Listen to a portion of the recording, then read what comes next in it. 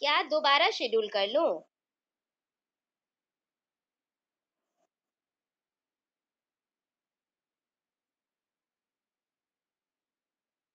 अच्छा ठीक है, ठीक है।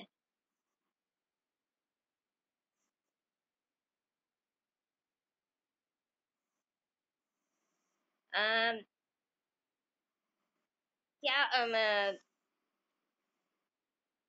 तो जो बता रही थी कि the plan big bang theory भी जान गए हो तुम लोग। और क्या बोली कि सन इज ए, हाँ, तो ऑप्टिमम टेम्परेचर और फेवरेबल क्लाइमेट की वजह से हमारे अर्थ में, earth is the only planet where there is life. अब है क्या हुआ कि हाइवर the earth is the only planet where the since its birth the earth as well as other planets are undergoing changes। जन से ही इसमें चेंजेस आने लगे।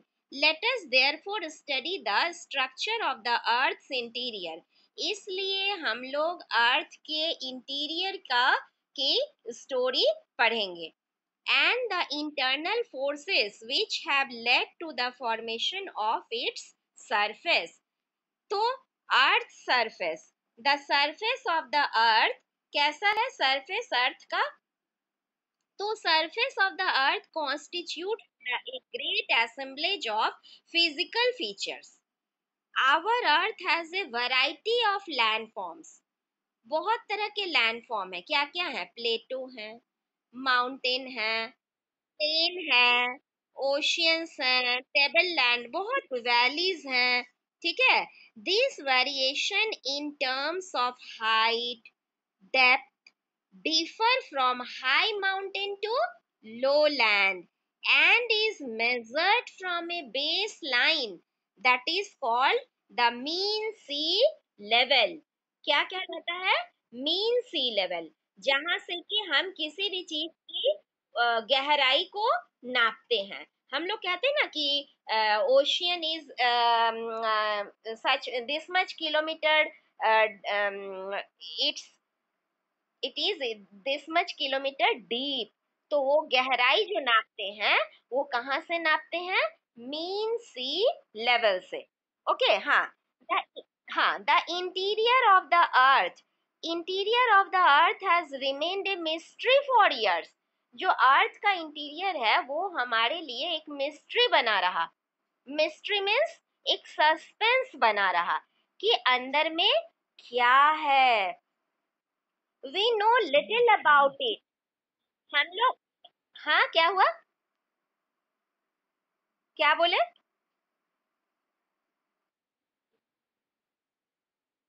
हाँ, वही तो बोली, एक सस्पेंस, एक रहस्य, रहस्य।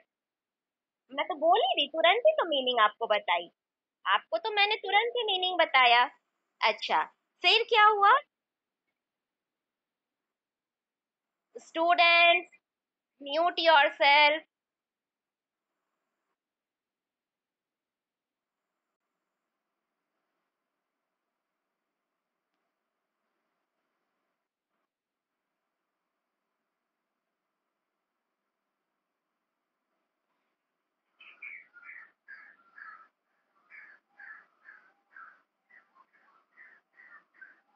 नेक्स्ट।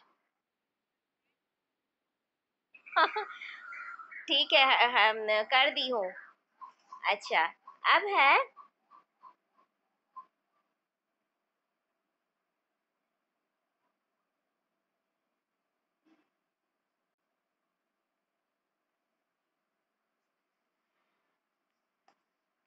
तो ये मिस्ट्री है द इंटेंसिव हीट। हम लोग इसके अंदर की बात को बिल्कुल जान नहीं पाए हैं कि इसके अंदर में क्या है। क्योंकि जो इंटेंसिव हीट है उसके अंदर की जो हीट है, और और क्या है? Intensive heat and neither allow us to go or to dig deep, nor is there is any possibility of living organism deep inside the earth। इसके अंदर की हीट, अर्थ के अंदर, अर्थ का अंदर क्या है? Interior of earth is very very hot, extremely hot. तो ये जो हीट हीट है ये हमको अंदर जाने से अलाउ नहीं किया, समझ रहे हो। और क्या किया, न ही इसको डिग, न ही इसको खोदने में हम सक्सेस हो पाए। कितना, अर्थ को तो डिग करते ही हैं, तुम देखते ही हो बड़े रास्तों पर, सड़कों पर आए दिन खुदाई होती रहती है, और ब्रिजेस बनते हैं, फ्लाईओवर बनते हैं, रोडवेज बनते हैं, हाँ बहुत कुछ बनते हैं। तो क्यों कह रहा है कि हम लोग खोद नहीं पाए, तो एक सर्टेन लिमिट के बाद हम लोग उससे ज्यादा खुदाई नहीं कर पाते हैं, जैसे कि 3 to 8 kilometre below the surface, ठीक है। However, for extracting gold from mines, mines मतलब जहां पर की मिनरल्स मिलता है, from where we get minerals, ठीक है। तो वहां से हम लोग जो गोल्ड निकालने के, हाँ गोल्ड निकालने के लिए हम लोग जो खुदाई करते हैं, वहां पर we have been able to dig as deep as 3.5 kilometre below the earth surface. सिर्फ 3.5 किलोमीटर ही हम लोग डिग कर सके हैं। कहाँ पे, जहाँ पे माइंस है, मिनरल्स हैं। Our knowledge of earth interior is therefore based on indirect observation. अब जब हम लोग उससे ज्यादा खोद ही नहीं सकते हैं, अंदर जा ही नहीं सकते हैं, क्योंकि बहुत गर्म है, तो हम लोग उसके बारे में जानकारी कैसे पाते हैं, तो जानकारी पाते हैं इनडायरेक्ट ऑब्जर्वेशन से। Like the behaviour of seismic waves और अर्थक्वेक। आप अर्थक्वेक जानते हो, अर्थक्वेक आते हैं सीस्मिक वेव्स की वजह से, सीस्मिक वेव्स की वजह से, और ऑकरेंस ऑफ वोल्केनो, और जो वोल्केनिक इरप्शन होते हैं, इन सब चीजों को देखकर हमें पता चलता है कि अर्थ के अंदर कुछ हलचल होती रहती है ना। अर्थ के अंदर कुछ कुछ होती है जिसका कि ये सब रिजल्ट है। क्या रिजल्ट है, तो अर्थक्वेक या फिर वोल्केनिक इरप्शन एक्सेट्रा। बता रहे हैं, अभी तुम इतनी जल्दी जल्दी पूछोगे, एक एक सेकंड में सारी बात बता दूंगी, अभी तो चैप्टर बाकी है, अभी तो जस्ट बोलना शुरू की हूँ। अब है अर्थक्वेक। अर्थक्वेक का डेफिनेशन कैसे होगा, the earthquake is the shaking and trembling of the earth surface, ठीक है। शेकिंग, हिलना, और trembling of earth surface caused by internal movements. The shock waves generated by an earthquake have their origin at a focus inside the earth. हिलना, shaking और trembling एक ही बात हुई। Earthquake आने पर कभी फील किए हो, सब कुछ हिलता हुआ नजर आता है। अच्छा, तो ये जो ये जो शॉक वेव आता है, कहाँ पे जेनरेट होता है, ये जहाँ जेनरेट होता है उसको फोकस कहते हैं, और फोकस के ठीक ऊपर होता है एपी सेंटर। उस एपी सेंटर में सबसे ज्यादा डिस्ट्रक्शन होता है, और जितना ही दूर हम एपी सेंटर से चले जाते हैं, ये डिस्ट्रक्शन दूर होता जाता है, ठीक है। तो मैं कोशिश करती हूँ आपको दिखाने की। देखिए, ये है ये है आपका फोकस, ये पॉइंट है आपका फोकस, ठीक है। यहाँ पे क्या हुआ, यहाँ पे ओरिजिन हुआ किस चीज का, अर्थक्वेक, अर्थक्वेक का ओरिजिन हुआ।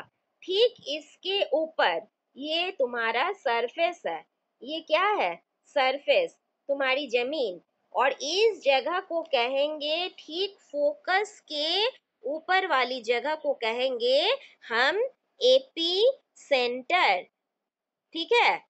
ओरिजिन अर्थक्वेक यहाँ पर हुआ, सबसे ज्यादा डिस्ट्रक्शन इस एपी सेंटर पे हुआ। डिस्ट्रक्शन मतलब कि तबाही, सबसे ज्यादा तबाही यहाँ पे हुआ, और यहाँ से ये वेव्स, ये टर्मर हर तरफ ये फैलता जाता है, और जितना दूर जाता है उसके झटके कम महसूस होते हैं। इस एपी सेंटर के आसपास वाली जगह पे सबसे ज्यादा तबाही होती है। I think now it is clear. From where it originates from focus, and upside the focus it is called epicenter. Most of the destruction take place near the epicenter, and from epicenter the waves move from different direction, and from these directions जितने दूर होते जाते हैं उसके झटके कम महसूस होते हैं। ठीक है। अदिति फिर से रिपीट करने बोल रही हो, क्यों समझ नहीं आया? बोलो, क्या नहीं समझ आया? अर्थक्वेक एक टेक्टोनिक प्लेट के हमेशा मूव करते रहते हैं अर्थ के नीचे। उस मूवमेंट की वजह से वहां हलचल होती रहती है। कोई प्लेट ऊपर आ जाता है, कोई नीचे चला जाता है, और इस तरह से अर्थक्वेक का जन्म होता है। वो समुद्र में भी हो सकता है, वो लैंड में भी हो सकता है। दो वेव हैं, एक है पी वेव, एक है एस वेव। आगे जब पढ़ाएंगे तो उसके बारे में एक्सप्लेन और ज्यादा करेंगे। अमन वर्मा, कैमरा ऑन करके खूब तुम खाए जा रहे हो, कैमरा ऑफ कर दो। ठीक है, ठीक है, नाश्ते भूख लगी होगी बेटा। ठीक है। अच्छा, अब हम लोग चलते हैं। अर्थक्वेक हुआ, अब शॉक वेव्स जेनरेट। ठीक है। shock waves generate generated by an earthquake have their origin at a focus inside the earth। मैंने भी दिखाया फोकस कहाँ पर, inside the earth। फिर क्या हुआ, these waves then travel toward the earth surface in different direction। मैंने वो भी दिखाया कि वेव्स जो है डिफरेंट डायरेक्शन में ट्रैवल करके गया, और फिर क्या हुआ कि विथ डिफरेंट स्पीड, उसकी स्पीड भी अलग अलग होती है। कोई शॉक वेव खूब तेजी से जा रहा है, कोई पी वेव बहुत फास्टर होता है, और एस वेव स्लोअर होता है स्पीड में।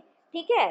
तो देखो यहीं पे लिखा हुआ, there are two main types of seismic waves, P wave और प्राइमरी वेव।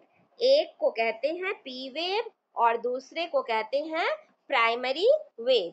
जो पी वेव है, it can travel both through solid and liquid medium.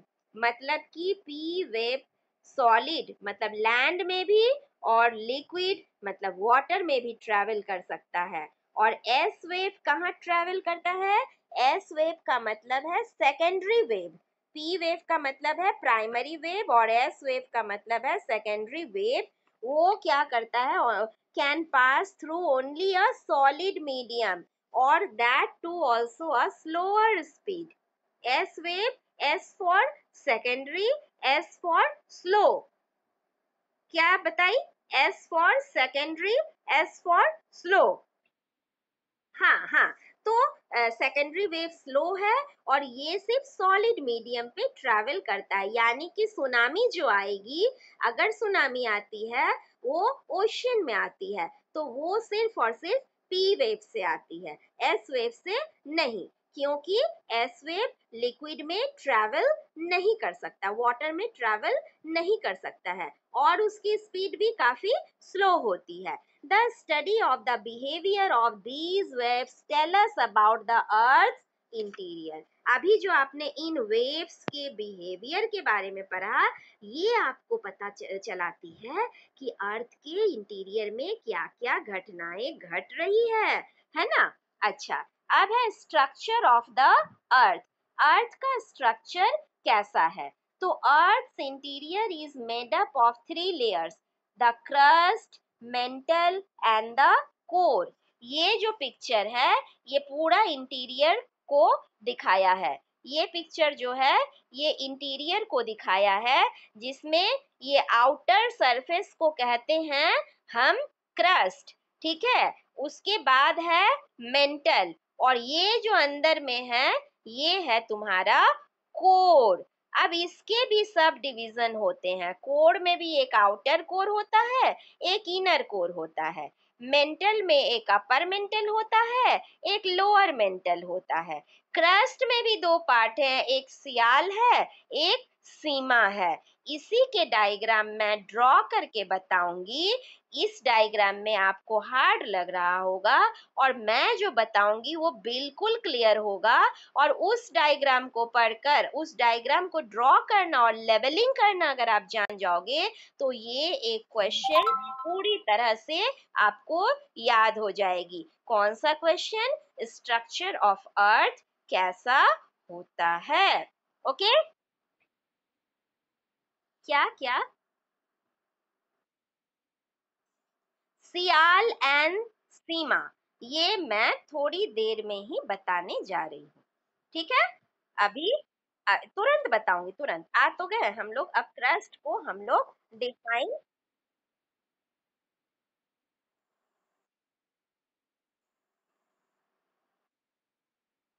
क्या चैप्टर 1? अच्छा, सियाल और अच्छा अच्छा, हाँ हाँ हाँ, very good very good. Yes I know, chapter 1 में है। सियाल सियाल अनुष्का के पास बुक नहीं है। अनुष्का ने थोड़े लेट से भी पढ़ाई शुरू की है क्योंकि एडमिशन के चक्कर में, है ना। तो अगर कोई पूछ लिया तो उसको वैसे नहीं करना चाहिए। उसे कहना चाहिए कि ठीक है बताती हूँ, और मैं बताऊंगी भी। मैं तो बोली कि अभी तुरंत बताऊंगी। तो बच्चे आप भी थोड़ा शांत रखिए, पेशेंस रखिए। आपस में झगड़ा कीजिएगा तो कैसे होगा, है ना। अच्छा, तो ये जो है crust, the thin solid layer covering the outside of the earth is called crust। क्या बोली थी मैंने? ये जो पतली सी लेयर है covering the outside of the earth is called crust। और thickness of the crust differ from place to place। उसकी मोटाई प्लेस टू प्लेस डिफर करती है, ठीक है। और it is thicker under the continents than on the ocean floor. ये continent में थिक होते हैं ये लेयर, और ओशियन में ये थिन होते हैं। The average thickness of the crust is 60 to 100 kilometre. Average मोटाई क्रस्ट की 60 टू 100 किलोमीटर होती है। Beneath the sedimentary rock of the solid earth the rocks are rich in sial. अच्छा, अब अनुष्का को बता दूं कि लिथोस्फेयर पढ़े थे आपने। Lithosphere is consist of two layers, एक है सियाल, एक है सीमा। ठीक है, सियाल है अपर मोस्ट लेयर और सीमा है below the sial there is sima. ठीक है, अब याद रखने का फिर एक मंत्र देती हूँ। याद रखने का एक मंत्र देती हूँ। आप लोगों को फिर भूल जाते होंगे, लिखते समय एग्जाम में भूल जाएंगे कि मैम ने क्या कहा था, सियाल ऊपर रहता है कि सीमा ऊपर रहता है। तो झट से आप मेरा मंत्र याद कीजिएगा कि अल्फाबेट पढ़ने को कहा था, A B C D E F G H I J K L M N O P. तो सबसे पहले आता है ए। सियाल, इसमें भी सी है एस आई, और सीमा इसमें भी सी है एस आई। हाँ, अलग है। A L, L means aluminium, M A ma means magnesium, और सिलिकॉन दोनों में है। दोनों की बनावट, एक बना है सिलिकॉन एंड एल्युमिनियम से जिसको कि मैंने सियाल कहा, एक बना है सिलिकॉन और मैग्नीशियम से जिसको मैंने सीमा कहा। तो अब जो मंत्र है वो मंत्र क्या है कि पहले क्या पढ़ेंगे? एबीसीडी में ए पहले आती है तो ए पहले आएगा, सियाल, सियाल ऊपर रहेगा। और एम बहुत बाद में आती है, A B C D E F G H I J K L M. तो एम नीचे रहेगा, नीचे वाला लेयर एम, सीमा। ये रहा मेरा मंत्र कि अल्फाबेट में ए पहले आता है तो सियाल ऊपर रहेगा, एम बाद में आता है तो सीमा नीचे रहेगा। अच्छा, अगर हम लोग डिस्कनेक्ट हो जाते हैं तो एक बार फिर से ज्वाइन कर लेना। हम अगर उसको एक्सटेंड कर देते हैं 10 मिनट के लिए, उसके बाद ना आपका क्लास शुरू होगा। अगर देखती हूँ होता है तो अभी 10 मिनट कंटिन्यू कर देती हूँ और फिर बाद में तो मैं कर ही दूंगी। ठीक है, ओके। अगर देखती हूँ, अगर पॉसिबल होगा तो फिर भाग मत जाना, हो जाना 10 मिनट के लिए। अच्छा, फिर बताती हूँ। तो थिकनेस अलग अलग है। Average thickness of the crust is 60 to 100 kilometre, और बीनीथ द सेडिमेंट्री रॉक। अब ये जो वर्ड आया है सेडिमेंट्री रॉक, ये टाइप्स ऑफ रॉक्स की बात है, इसमें भी जानकारी है। There are many types of rock, आपके igneous rock, sedimentary rock, metamorphic rock. Igneous rock कैसे बनते हैं? इग्नियस रॉक बनते हैं आपके वोल्केनिक इरप्शन से। वोल्केनिक इरप्शन में क्या निकलता है? लावा निकलता है ना। और ये लावा जबकि वो कूल होकर सॉलिडिफाइड होता है, ठंडा होकर जब सॉलिड बनता है तो वहां इग्नियस रॉक फॉर्म होता है। बट ये सेडिमेंट्री रॉक क्या है? तो river brought sediment every year. हमेशा रिवर अपने साथ क्या लाती है? सेडिमेंट्स लाती है। और layer after layer is added. एक लेयर, फिर अगले साल बार आई दूसरा लेयर, अगले साल बार आई तीसरा लेयर, अगले साल बार आई चौथा लेयर। और with the pressure of these layer ये क्या चीज में चेंज हो जाता है? सेडिमेंट्री रॉक्स में। ठीक है, तो ये रॉक कहाँ पाया जाता है? River side. क्योंकि पानी से सेडिमेंट्स, नदी जो अपने साथ सेडिमेंट्स लाती है, सिल्ट, क्ले, सैंड, सिल्ट, और जो बिछा देती है, पानी चला जाता है तो तुम्हारे आसपास भी पानी जमा होगा ज्यादा बारिश में। वो जब पानी चली जाती है तो एक कुछ लेयर जैसा नहीं, मिट्टी गंदी गंदी चीज नहीं दिखती है, वही है सेडिमेंट्स।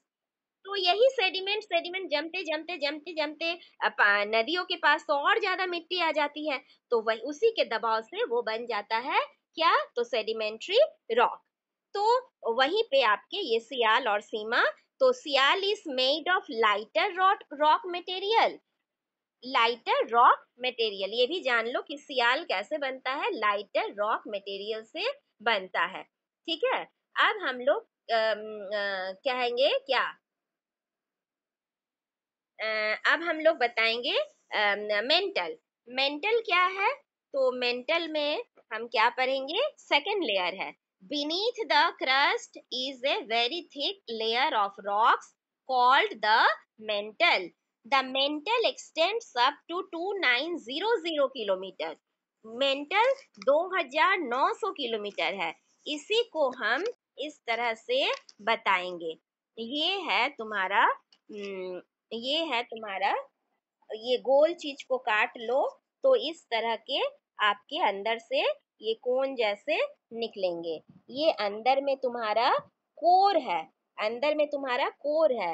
ये इनर कोर है, ये आउटर कोर है, और इधर है इनर कोर, है ना। और उसके बाद है तुम्हारा मेंटल। उसके बाद है मेंटल, जो कि कह रहा है कि 2900 किलोमीटर इसकी इसकी लेंथ है। और उसके ऊपर तुम्हारा है क्रस्ट। क्रस्ट में ऊपर जो है तुम्हारा सियाल है, और ये जो नीचे वाला है ये तुम्हारा सीमा है। सियाल इज 100 किलोमीटर इन थिकनेस। ठीक है, और क्या बोला था? और क्या बोले थे? ये 60 to 100, ये पूरी ही 60 to 100 किलोमीटर है। और कोर क्या है? कोर कितना कितना है? 3470 किलोमीटर। अब मेंटल भी दो भाग में बटा है, ये है अपर मेंटल, ये है लोअर मेंटल। और अपर मेंटल भी मात्र 100 किलोमीटर है, मात्र 100 किलोमीटर। तो 2900 से 100 किलोमीटर माइनस कर दो तो बाकी कितनी हो जाएगी? 2800 किलोमीटर। हाँ हाँ हाँ, तो ये तो हिसाब किताब हमको लगता है बिल्कुल समझ आ गई। ये कोड है, ऊपर को आउटर कोर, अंदर को इनर कोर। और ये जो पोर्शन है रिच इन आयरन एंड निकल, ये किस चीज का बना है? आयरन और निकल। और यहाँ पर जो ये दोनों चीज है ना, ये सॉलिड स्टेट में नहीं पाया जाता है, सॉलिड स्टेट में नहीं पाया जाता है, ये लिक्विड स्टेट में पाया जाता है। यही चीज हमेशा बाहर आने की कोशिश करते रहता है। और wherever it is found in crack, वो वोल्केनिक इरप्शन की तरह लावा बनकर बाहर निकल आता है। वही लिक्विड जब अंदर रहता है इसको कहते हैं मैग्मा, और वो जब बाहर निकल आता है उसको कहते हैं लावा। ठीक है। और अपर मेंटल लोअर मेंटल बता दी। तो अब तो हम सारा बता ही दिए। तो ये तुम्हारा क्या था, ये किस चीज की, ये था इस डायग्राम का नाम था स्ट्रक्चर ऑफ द अर्थ। इसका क्या नाम था, स्ट्रक्चर ऑफ द अर्थ। समझ गए, इसका नाम है स्ट्रक्चर ऑफ द अर्थ। अच्छा, अब क्या है अर्थ। तो यही डायग्राम आज आप व्हाइट पेज लेकर बैठोगे, स्केल, पेंसिल और कलर। कलर नहीं भी है तो आप सिर्फ लेबल करोगे तो काम चलेगा। ये जो डायग्राम ये अपने आप बात करती है, ये डायग्राम तो आपसे बात कर रही है। आप क्या बोलोगे कि स्ट्रक्चर ऑफ अर्थ क्या बोलोगे, अर्थ interior is made up of 3 layer, crust, mental and core.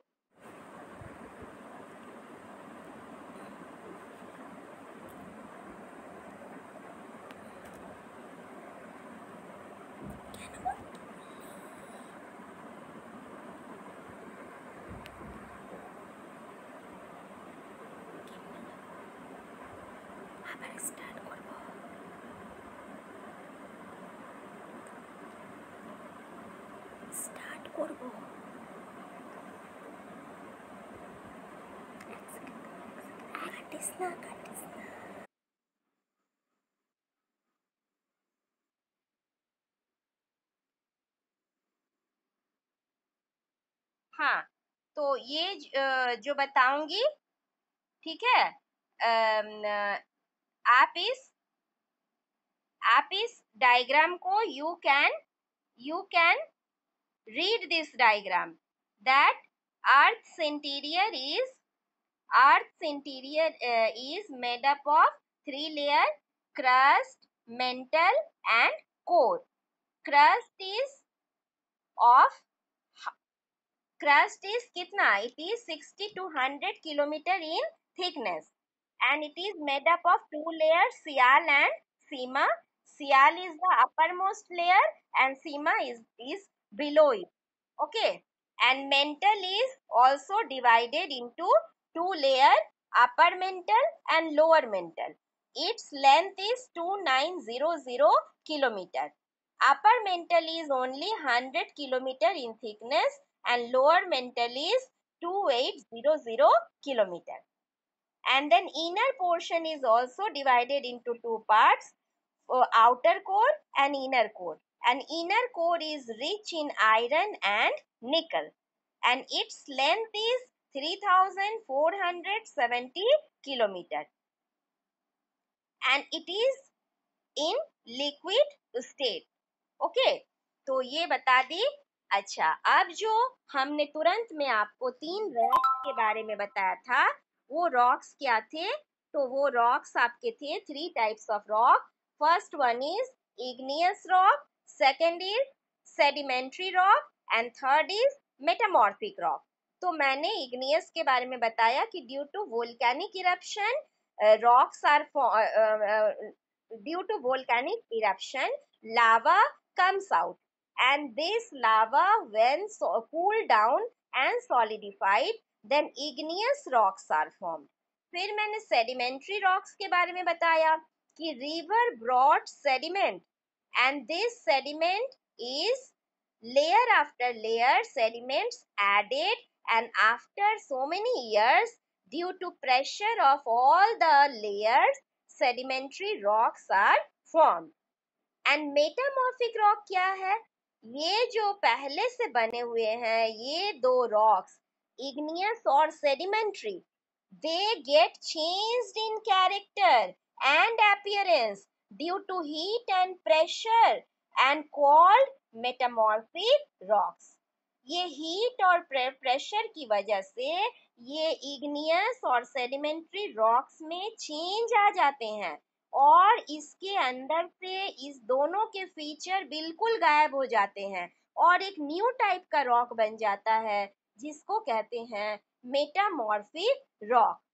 और उसके एग्जाम्पल हैं granite. Granite is the example of metamorphic rock. Igneous, ये पहले इग्नियस, ये granite igneous but changes into granite example है igneous rock का। जब इसमें कई साल बाद हीट और प्रेशर की वजह से चेंज आते हैं, हीट और प्रेशर की वजह से, तो ये बन जाते हैं ग्नीज, जो कि मेटामॉर्फिक रॉक है, मतलब एक नए तरह का रॉक बनता है इन दोनों में, इग्नियस और सेडिमेंट्री, कई सालों बाद due to heat and pressure in लोगों में, इन रॉक्स में चेंजेस आ जाते हैं और एक नए तरह का रॉक बनता है जो कि मेटामॉर्फिक रॉक कहलाते हैं। तो मैं कह दी कि एग्जाम्पल दोगी, इग्नियस रॉक होंगे ग्रेनाइट, और उससे चेंज होकर बन गए मेटामॉर्फिक, जिसको की कहेंगे हम लोग, जिसको की कहेंगे ग्नीज। अच्छा, आपके समझ में आ रहा है? ओके, ठीक है। और अब देख लो और भी इग्नियस रॉक के एग्जाम्पल देख लो। इग्नियस रॉक भी दो तरह के होते हैं, एक इंट्रूसिव इग्नियस रॉक, एक extrusive igneous rock. Intrusive igneous rock क्या होता है? Cooling and solidification of magma can take place inside the rock. ये जो मैंने आपको दिखाए, ये जो अंदर में ही जो है मैग्मा कूल और सॉलिडिफाइड होता है, तो वहां बनता है इंट्रूसिव इग्नियस रॉक। और बाहर में जब ये निकल कर ठंड होती है और जम जाती है, सॉलिडिफाइड होती है, तो ये फॉर्म होता है एक्सट्रूसिव इग्नियस रॉक। तो एक्सट्रूसिव इग्नियस रॉक का एग्जाम्पल बैसल्ट है। हर बच्चा पेंसिल निकाल लो और अंडरलाइन करो, पेंसिल निकालो और अंडरलाइन करो। No need to think over it. Okay, whatever I am telling just now, I am going to end. Okay, तो इंट्रूसिव में ग्रेनाइट है इंट्रूसिव, और बैसल्ट है एक्सट्रूसिव इग्नियस रॉक। बैसल्ट है एक्सट्रूसिव इग्नियस रॉक। अच्छा, और सेडिमेंट्री रॉक के एग्जाम्पल क्या है? सेडिमेंट्री रॉक और इसके फीचर क्या है? तो ये होते हैं, दीज रॉक्स आर, क्या होते हैं ये जो रॉक हैं, एक मिनट,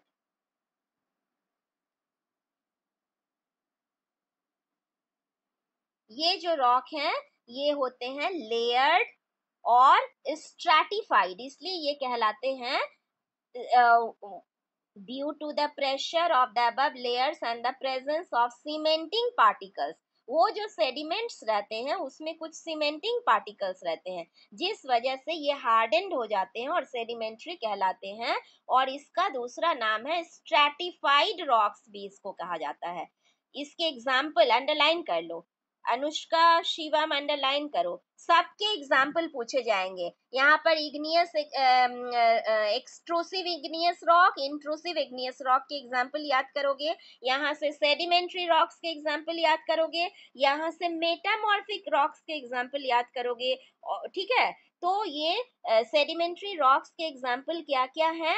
तो लाइमस्टोन, क्ले, शेल, चॉक और सैंडस्टोन। आप अगर ये मटेरियल कलेक्ट कर सकते हो, अगर जब भी सिचुएशन सही हो जाए, जो बिल्डिंग बनते हैं, बहुत लोगों के घर में बिल्डिंग बन रही होगी, तो वे लोग, आप लोग बिल्डर से, जो बना रहा है मजदूर लोग से बोला कौन लाइम स्टोन है, कौन से ये है, क्या कहती हूँ, सैंड स्टोन है, कौन ग्रेनाइट है, कौन शेल है। और चौक तो स्कूल में आप जानती हो चौक क्या कह रहे, चौक है सेडिमेंट्री रॉक्स। तो ये सब है। और तीसरा एक चीज इस पेज में बच गया, तो ये पेज खत्म हो जाता है, आज की क्लास यही ओवर करूंगी। तो फॉसिल फ्यूल, फॉसिल फ्यूल क्या है? तो the fossil fuels have a great economic importance. क्या है एग्जाम्पल दो तो फॉसिल फ्यूल के, शिवम, फॉसिल फ्यूल के एग्जाम्पल पता है स्वीटी, अनुष्का? कोल, पेट्रोलियम, नेचुरल गैस। ये कैसे बने हैं? मिलियंस ऑफ ईयर्स इनको बनने में लगे हैं, millions of years to form.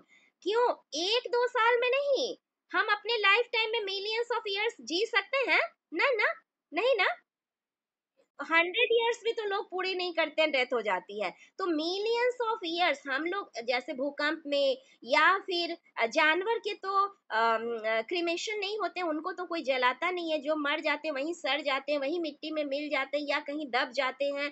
तो भूकंप आई या बाढ़ आई जो दब गए, तो प्रेशर से मिलियंस ऑफ ईयर्स बाद चेंज हो जाता है, किस में? फॉसिल फ्यूल में, कोल, पेट्रोलियम और नेचुरल गैस में। तो इसीलिए फॉसिल फ्यूल का बहुत इंपॉर्टेंस है, क्योंकि ये लाइफ टाइम में दोबारा नहीं बनने वाली है। बट पूरी दुनिया तो इसी पे चल रही है। आपके घर में नेचुरल गैस जल रहा है गैस सिलेंडर के रूप में, आपके व्हीकल्स में पेट्रोलियम आपके यूज हो रहे हैं, जो व्हीकल रन कर रहे हैं, कार है, टैक्सी है, बाइक है, स्कूटर है, जो भी है। तो इसके ग्रेट इकोनॉमिक, और कोल से बहुत सारी फैक्ट्री चल रही है, तो great economic importance है। But once it will exhaust, we can we will find no more, so we will use non renewable, sorry, renewable resources. Renewable resources क्या क्या है? Solar energy, wind energy, biothermal energy, etcetera etcetera, जो 8 class में पढ़ोगे। और ये जो fossil fuel थे, ये कैसे एनर्जी है? ये है नॉन रिन्यूएबल, जिसको कि फिर से हम लोग रिन्यू नहीं कर सकते हैं। ठीक है, फिर चलिए आज के लिए बाय, दोबारा से ओके मिलते हैं, ठीक ना? ओके, চলো এই কাজটা করা হইল তো, করে দিচ্ছি।